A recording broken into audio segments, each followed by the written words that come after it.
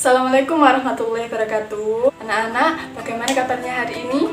Semoga anak-anak sekalian dan juga sekeluarga sehat-sehat selalu ya. Amin ya rabbal alamin. Hari ini merupakan lanjutan dari pembelajaran minggu lalu.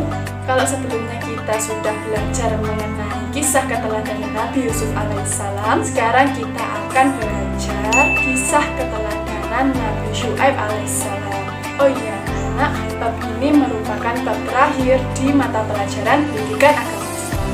Jadi, diikuti dengan baik ya. Sebelum mulai, yuk kita berdoa bersama-sama dulu.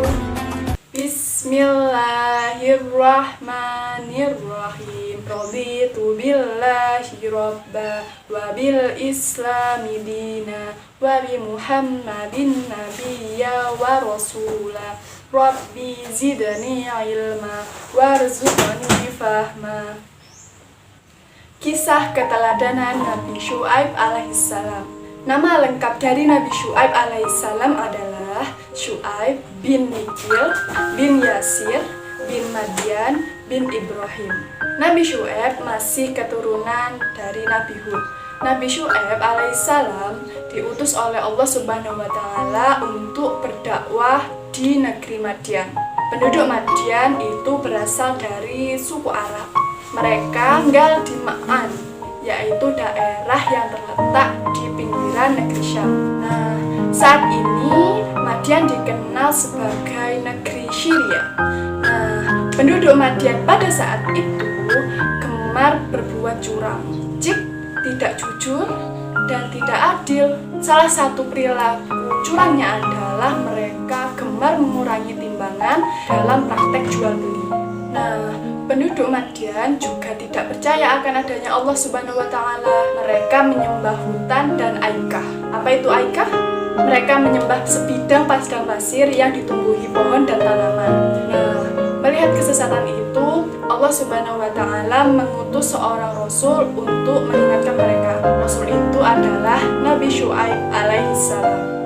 Allah berfirman dalam surat Hud ayat 84 yang artinya, dan kepada penduduk Madian kami utus saudara mereka, Syuaib. Ia berkata, hai kaumku, sembahlah Allah, sekali-kali tiada Tuhan bagimu selain Dia, dan janganlah kamu kurangi takaran timbangan. Sesungguhnya aku melihat kamu dalam keadaan yang baik atau mampu, dan sesungguhnya aku khawatir terhadapmu akan azab hari yang membinasakan atau hari kiamat. Quran Surat Hud ayat 84. Nah, Nabi Syuaib alaihissalam mengajak kaumnya untuk menyembah Allah Subhanahu wa Ta'ala, menyuruh menjauhkan diri dari kemungkaran dan segala macam kemaksiatan. Nabi Syuaib alaihissalam mengajak kaumnya untuk berperilaku jujur, menimbang dengan benar tanpa dikurangi seperti kebiasaan mereka. Sebagian besar penduduk Madian menolak dakwah Nabi Syuaib alaihissalam. Bahkan mereka mencoba menghalangi para pengikut Nabi Syuaib yang beriman saat akan beribadah kepada Allah Subhanahu wa Ta'ala. Dan mereka juga mengancam akan menyiksa dan merajam Nabi Syuaib alaihissalam jika tidak mau berhenti berdakwah.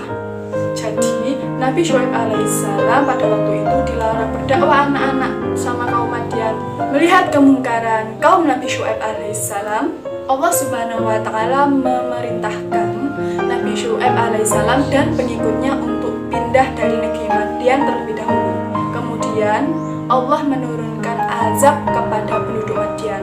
Mula-mula mereka diserang udara yang sangat panas sehingga mereka keluar dari rumah masing-masing.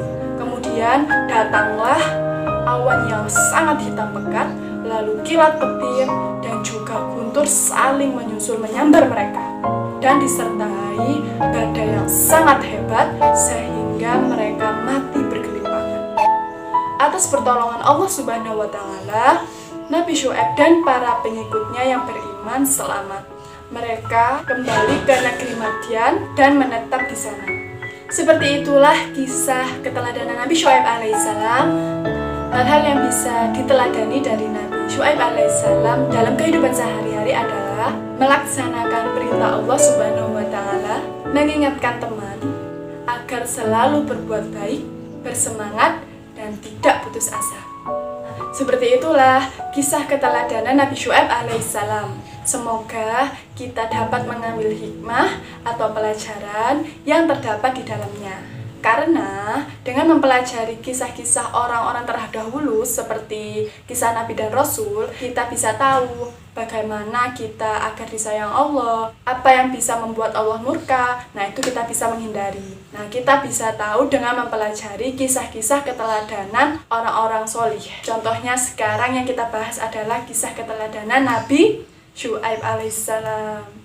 Cukup sekian anak-anak, untuk tugasnya tolong kerjakan LKS halaman 43 dan 44 yang abisian saja. Di situ ada pertanyaan mengenai kisah Nabi Yusuf juga dengan Nabi Syuaib alaihissalam.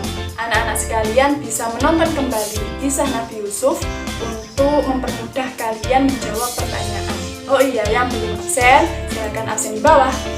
Baiklah anak-anak, mari kita tutup dengan bacaan Alhamdulillahirrabbilalamin. Terima kasih sudah menyimak. Wassalamualaikum warahmatullahi wabarakatuh.